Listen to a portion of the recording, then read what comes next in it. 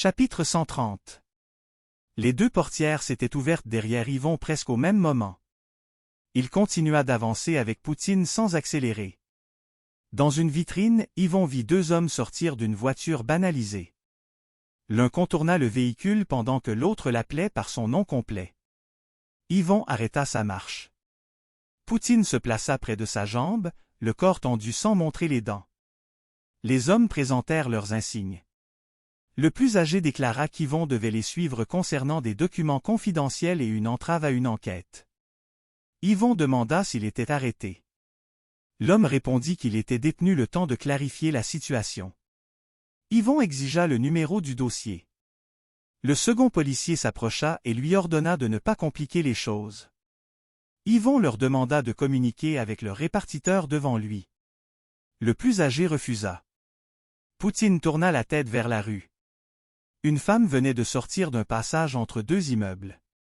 Elle serrait contre elle une chemise rigide protégée par une pochette transparente. Elle regarda Yvon, puis Poutine. Ce deuxième regard dura plus longtemps. Le policier le plus jeune la remarqua et changea de position.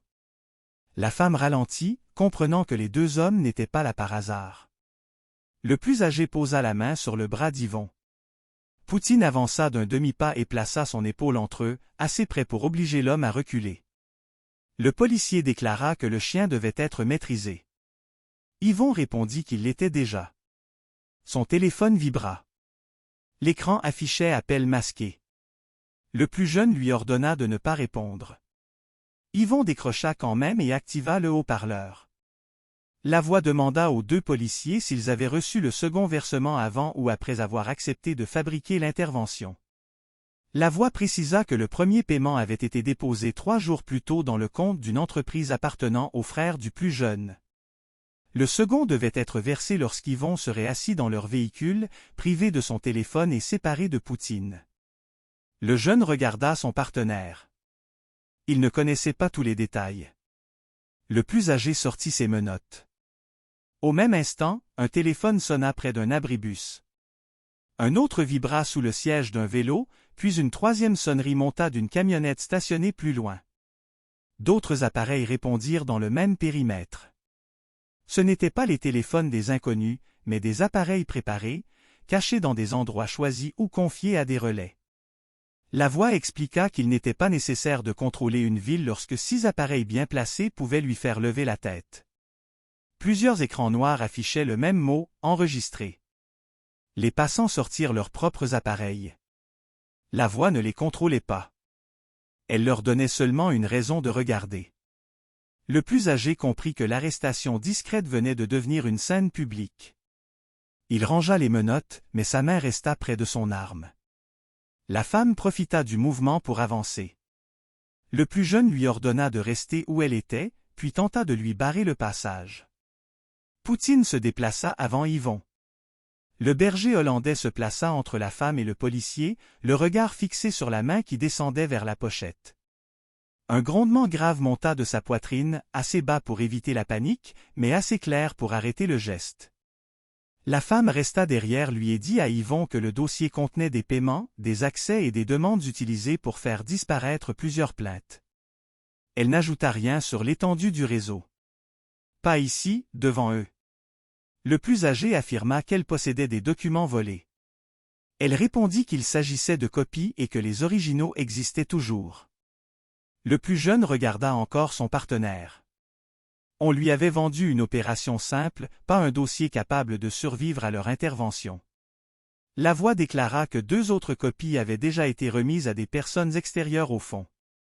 Le plus âgé demanda qui parlait. La voix répondit que cette question coûtait plus cher que ce qu'il avait accepté, puis elle conseilla à Yvon de ne pas toucher directement la pochette. La femme portait des gants minces et tenait le dossier par les rebords. Poutine renifla autour d'elle, puis revint vers le policier le plus âgé. Il insista près de sa manche droite. L'homme recula. La voix expliqua que ce policier avait rencontré un intermédiaire dans un stationnement souterrain moins d'1 heure plus tôt. Le contact avait laissé une odeur récente sur le siège du véhicule, sur une enveloppe et probablement sur sa manche. Poutine ne pouvait pas transformer une odeur en nom. Il pouvait toutefois isoler une trace fraîche et la suivre tant qu'elle restait exploitable. Yvon demanda où se trouvait leur véritable voiture de service. Aucun des deux ne répondit. La voiture banalisée appartenait à une entreprise de location liée à un sous-traitant du fonds. Les insignes étaient vrais, mais l'intervention ne figurait dans aucune répartition officielle. Une sirène approchait. Le jeune demanda à son partenaire s'il avait appelé du renfort. Le plus âgé resta muet. La voix précisa qu'un passant avait fait l'appel officiel après avoir vu des menottes, un chien calme et une femme terrifiée. Ce n'était pas son système, seulement une conséquence prévisible lorsqu'on oblige assez de gens à regarder. Le plus âgé recula vers la voiture.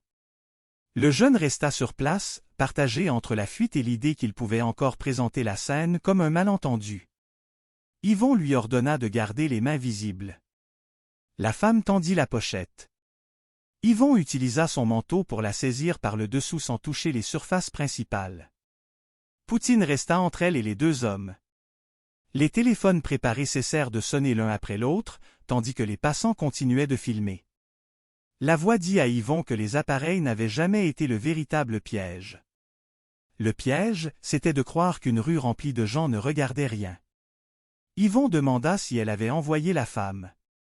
La voix répondit qu'elle lui avait seulement indiqué de reconnaître le chien. La femme baissa les yeux vers Poutine. Elle ne semblait pas rassurée, seulement arrivée au seul endroit qu'on lui avait présenté comme encore possible. La voix ajouta que Poutine pouvait remonter vers l'intermédiaire si la pluie ne détruisait pas la trace avant eux. L'appel prit fin clairement. Yvon rangea son téléphone. Une voiture officielle tourna au coin de la rue et ralentit devant les deux policiers, la femme, le dossier et les appareils levés autour de la scène. Le plus âgé comprit qu'il ne contrôlait plus rien. Poutine regardait déjà le véhicule banalisé. Son museau suivait une odeur qui quittait la manche, passait par la portière et descendait vers le siège avant. Yvon posa une main contre son cou. Il ne pouvait pas courir après une piste en laissant la femme seule au milieu de policiers dont ils ignoraient encore les alliances. Il choisit donc de rester quelques minutes de plus. Mais dans les yeux de Poutine, la trace venait de s'ouvrir. Et quelque part dans Montréal, quelqu'un qui avait cru acheter 2 uniformes venait peut-être de laisser derrière lui la première odeur capable de remonter jusqu'à sa porte.